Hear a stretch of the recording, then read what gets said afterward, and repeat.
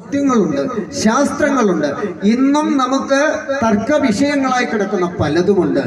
അതൊക്കെ നമ്മുടെ പുരാണങ്ങൾ കഥയാണെങ്കിൽ കൂടി ആ കഥയിൽ കൂടി വലിയ വലിയ തത്വങ്ങൾ നമുക്ക് മനസ്സിലാക്കി തന്നിട്ടുണ്ട്. അതിലൊന്നാണ് കയാതുവിന്റെ ശിശു ഗർഭാവസ്ഥയിൽ കേൾവിശക്തി ഉണ്ടായി. ഇന്ന് ശാസ്ത്രം തെളിയിച്ചിരിക്കുന്നു 7 മാസം കഴിയുന്ന ഒരു കുഞ്ഞിന് ഗർഭാവസ്ഥയിലും കേൾവിശക്തി ഉണ്ട്, ഗ്രഹിക്കാൻ കഴിയും. അതുകൊണ്ട് ആ കണ്ണീർ സീരിയലും കണ്ട് ഇരിക്കരുത്.